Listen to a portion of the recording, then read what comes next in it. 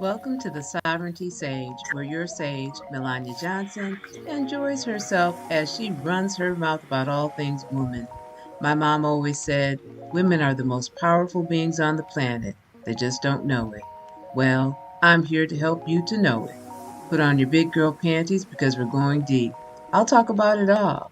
Now let's go claim your sovereignty, shall we? Good morning and happy Saturday. Hi, my name is Melania Johnson. I'm your sage coach. My mother always said, Melania, women are the most powerful beings on the planet. They just don't know it. Well, I'm here to help you to know it. And I can't wait to get into today's topic, no self-trust. Hello, internal chaos. I've known for quite some time that when there is no trust, there can only be chaos. And when I thought about this concept, it was more a concept about society. And if you look today, especially in the United States these days, with disinformation running rampant, there is absolutely no trust. People don't trust the corporate media, they don't trust social media, they don't trust their neighbors, they don't trust people that don't look like them. I mean, there is nothing but rampant mistrust, right? And then when I thought about that same concept and I turned it internally, the same is true. But it took me a minute to realize what the chaos looked like. And not everyone gets to see the chaos in our lives because most of the time we hide it by sending out our representative. And that representative is coiffed and put together and polished. And no one knows the chaos that is wreaking inside. And all the while, internally, we are holding a weapon pointed at ourselves. Authentic self is pointed at the representative saying, I don't trust you. And the representative is looking at the authentic self and it's like, I don't trust you. Well, who is left to trust then? We've been trained from early on not to trust ourselves. It starts really young. Someone is always telling us not to believe or feel or see or hear what is real for us. Stop crying. I just changed you, fed you, cuddled you. There's nothing wrong with you. Just you're tired. Just go to sleep. Well, our parents said that not because they were trying to be cruel, it's because they were exhausted. They needed us to go to sleep, right? But wonder if my needs as that infant went beyond being fed, being cuddled, being dry from a diaper change. Wonder if my needs were something beyond that. From early on, we're being told, hey, hey, hey, whatever you're feeling or thinking, don't you believe it. You're told, you just failed. Get up. That didn't hurt. Stop being a drama king or queen. Boys don't cry. So whatever you're feeling, just put it away. Boys must be brave. Ignore the fear. Pull out the bravado. Girls can't wear that. You can't play with that doll. You're a boy. You can't play that sport. You're a girl. You can't dress like that. You are too young to be in love with him or her or them. It's just a crush. You're not tired. You can rest when you're dead. You don't want to be at home. You want to work your life away. So as you look in the rear view mirror, leaving your house in the morning or the evening or whatever shift you are working, society is telling you you really want to spend most of your time at work. even though you're working like a dog to afford that house or that apartment. Someone is always telling you what you should think, who you should be, what you should be doing. And so it's no wonder that we're unable to hear our own inner voice. My mother told me, Melania, whatever you think to do just the opposite, and then you'll be right. It's taken me a whole lifetime to try to redirect my internal compass because of that advice. People often try to shut down your inner voice so that they can impose their voice on you.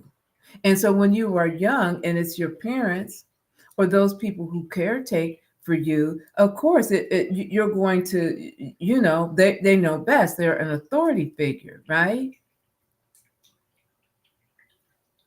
And then later, society weighs in and tells you who you should be.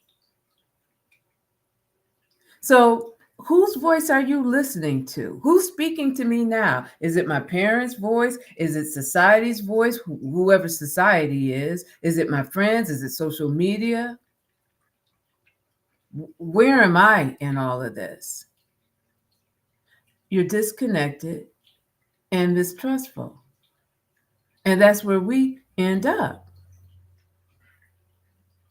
I have known a number of women who, prior to walking down the aisle, knew that the person that they were going to marry was not the right person for them. But yet and still, they walk down the aisle and then end up divorced later. And I wonder how many people, both men and women, have been in that situation where their internal dialogue, their internal being, their authentic self was telling them, don't do it. This isn't right. But they did it anyway because of the external pressures. Well, what will people think? I've already paid the money. All of my friends are married.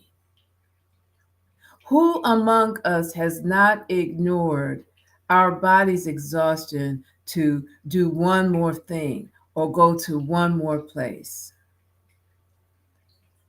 How many of us don't know when we're hungry or when we're full? How many of us don't know what we're feeling?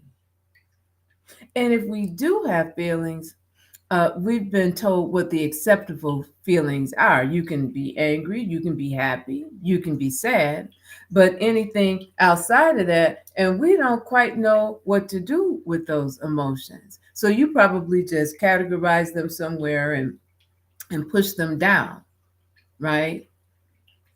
Because they're not necessarily deemed acceptable. How many people have chosen careers based on somebody else's expectation? Well, everybody in our family is a doctor or a lawyer or a police officer, right? I have a friend and mentor who's a lawyer, and she was very surprised at the number of lawyers that she encountered that had always wanted to be artists. And for heaven's sakes, in our society, don't have a heart to be in the arts or have a heart to be in the service industry, because society will tell you degrees in those fields are useless. You should be into STEM. And absolutely, we need more women in STEM, more women who are gifted in that area, who have a mind and a spirit for that area. But we can't tell people who have a mind and a spirit for something else that what they want is somehow invalid, that they should ignore that and instead get on a track that they're never going to really be comfortable in, that they're never going to really excel in the way they would if they had listened to themselves. Generations are told that work should be the centerpiece of your life and it defines you. One of the first things that people ask you when they meet you is, what do you do? Because that's supposed to be your identity. This is especially true in the United States. So, who resides inside? What do you want? What do you need? What makes you happy, truly happy? Wonder if it's not something society or your parents or friends and the strangers that you don't even know find acceptable for me, for my needs, and for me to be happy. We've been programmed to believe that we can't make decisions for ourselves. That's why everyone weighs in, because we can't be trusted to know the answers for ourselves. And so that's where the internal chaos comes in. The original you never goes away. You might not see it anymore. You might not hear it anymore because it's been beaten down and beaten back and changed and put into a locked corridor or chamber within our lives. But it's still always looking for the opportunity to escape and exert itself. The internal you, the authentic you, is always mounting a defense, an attack against the invading voices. Is you versus the voices. The pressure to conform is one of the strongest forces on the planet.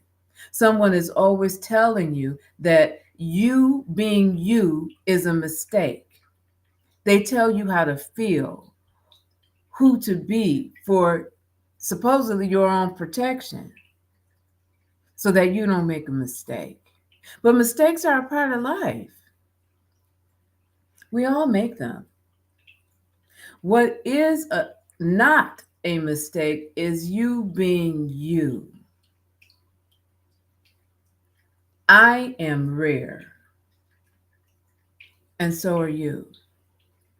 We have that in common. Wonder if someone had told Harriet Tubman that her internal compass was off. Would have been kind of ironic seeing the work that she ultimately did, what her life was destined to do, right? Wonder if someone had told Madame Curie that her curiosity would not lead to a great invention called the portable X-ray machine. Wonder if someone had told Jane Austen and Zora Neale Hurston and Anais Nin and Mary Shelley that they shouldn't waste their time writing, that they should put their talents and pursuits into other endeavors. What would have happened was that their gift would have died a painful death, because when you are not being your authentic self, it is truly painful. And so what we have is the long trip home. Once your inner voice is stifled, it retreats and waits for moments to exert itself. The inner you has always wanted freedom, freedom to be enough. So, what's going on inside of you, the chaos, right, is the brawl. A brawl is defined as a rough and noisy fight or quarrel. And that's what's happening on the inside of us. Your inner voice is doing is dueling with your outer voice, right? The outer voices that are attempting to define you. And so you fight with yourself. But here's the problem. There's not enough room within yourself for your authentic self and your representative. So when you stop to think about this, all of the voices, your voice, your being, your wholeness trying to exert itself in the world and the pressure that comes at you not to be yourself and the fight that goes on every day, and then the representative who is a combination of your fears and the other voices, right? That you might agree that that is chaos because your inner voice and your representative don't trust each other. And in order for one to live, the other has to die. In order for your authentic self to live, the representative has to die. You are a formidable opponent. Your inner Julius Caesar holds games for your voice, your authentic self, and for your representative to meet in the Colosseum of life to a roaring crowd of spectators shouting to you what you should be doing, what you should be thinking, what you need. All the moves lead to death. You or your representative? Who's going to be slayed? Your authentic self or that representative? We spend our lives trying to get back home inside of ourselves. I want to save women years of expeditions to find their lost self. You can trust you. In order to trust you, you need to be still. You need to listen closely. Pay attention to your body. It tells you everything you need to know. When you are your authentic self, you are at peace. So, I am going to take this moment for us to have what I call a shameless plug. Well, uh, this podcast is sponsored by Be Smart Coaching, a leadership coaching, training, and organizational strategy practice. The motto is, in life, you can either work hard or you can work smart. I suggest you work smart. That quote came from my mother. By the way, Be Smart Coaching is my company. I told you it was a shameless plug. So if you want to truly weaken your saboteurs, I encourage you to check out the 6-week intensive program that I'm offering. It changed my life and helped me intercept the negative voices of the saboteurs and rewire my brain, allowing me to lessen my anxiety and depression. This program uses neuroscience, cognitive behavioral psychology, positive psychology, and performance science. You will learn ways to stop the saboteurs in their tracks and form new ways of thinking about yourself and how you operate in your life. I'm now registering women for my 6-week positive intelligence mental fitness program starting January 11th, 2025. Register before December 25th, 2024 to receive special pricing for members of the Sovereignty Sage family. I've left a link in the description for a video that I have created that explains the program and its benefits. And I think this is a great way to kick off the new year. And just to give you a little bit of insight in terms of what this offers, we use an amazing app that is on your phone to track your progress and daily exercises. Mental fitness is not something that you do every once in a while. It is something that you practice daily and you practice throughout your day. And this helps you to measure, the work that you're doing and also to measure the benefits that you're having. We conduct weekly group coaching sessions that I facilitate.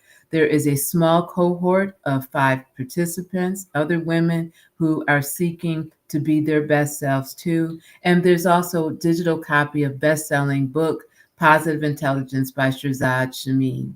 Uh, Again, the deadline for registering is December 25th for special pricing.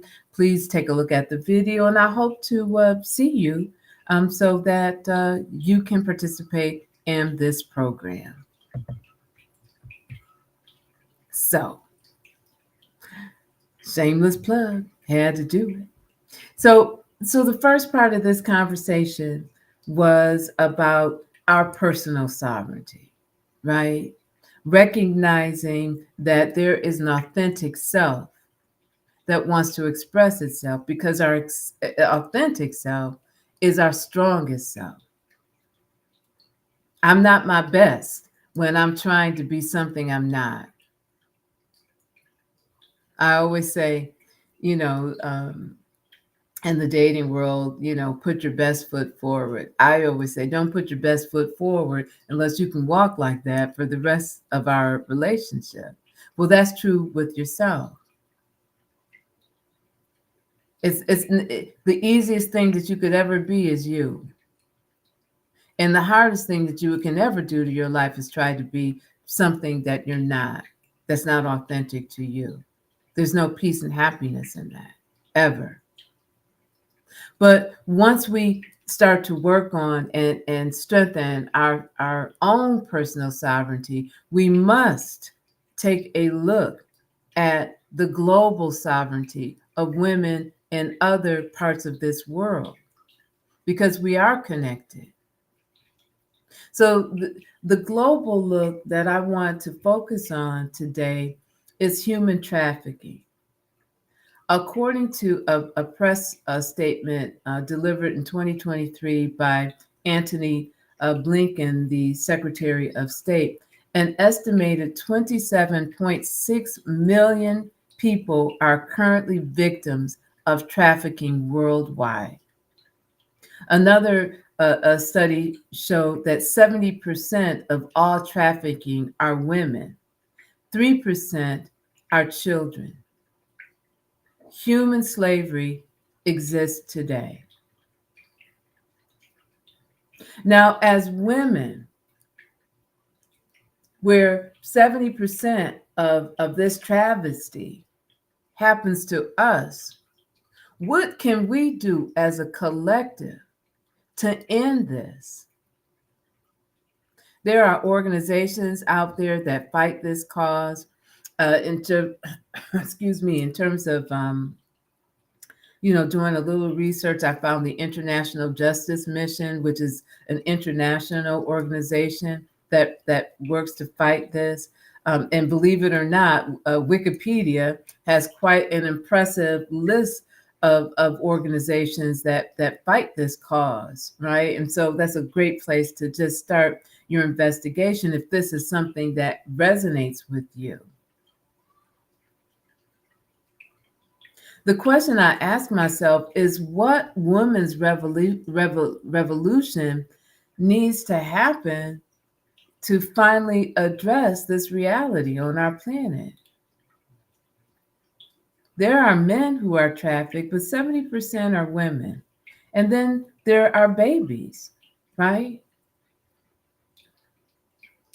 These women are our daughters, mothers, sisters, aunts, nieces, friends.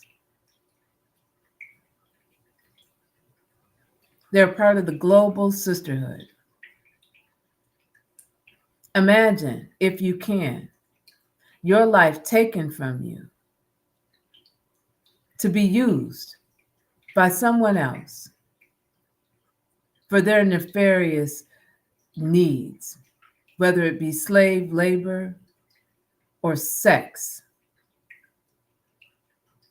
and to have no power and no voice and no one fighting outside of your containment for your freedom. That is the reality for 27 or 26 million people. I believe that women have a responsibility to fight for those voices.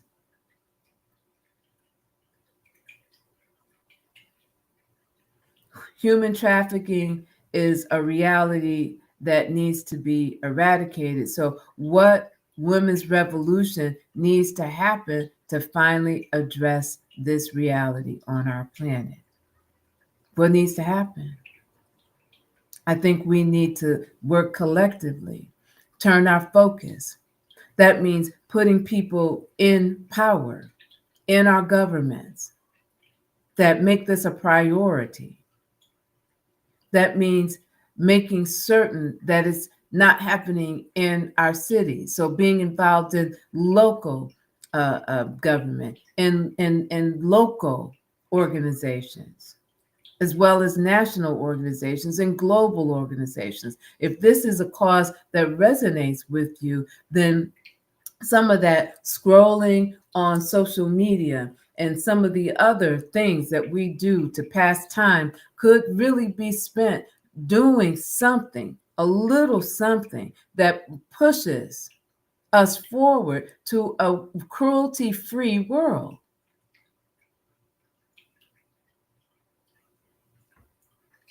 So before I go, I will leave you with a quote. I want to save women years of expeditions to find their lost self. Join me, Melania Johnson, Sage Coach. Well, I think I've given you plenty to digest this week. Tune into yourself this week. Identify what feels right and what feels like it's been thrust upon you. What doesn't feel authentic? What doesn't feel like your voice? What doesn't feel like it's meeting your needs? Start to tune in on a deeper level in terms of what you want and what makes you truly happy. And lean into that and give it space. Give yourself space to be you unapologetically. So I guess I have run my mouth enough. So in closing, if this has helped you in any way, please like, subscribe, and share. The only way I can get my message out is for you to share this information. Go to the Sovereignty Sage Facebook page and follow it. I can only go live if I have at least 100 followers on that, and I want to be able to go live there. So please support me. If you haven't told yourself this in a while, you are powerful. Now go rule your world and claim your sovereignty. Thank you for joining me today. I hope that something I said helped you to increase your personal and collective sovereignty. See you next week at Saturday at 9 a.m. Thanks for joining me today. I hope you tapped into your powers. If you did, like, subscribe, and share. I'm here every Saturday at 9 a.m. for your empowerment. Now go rule your world and claim your sovereignty.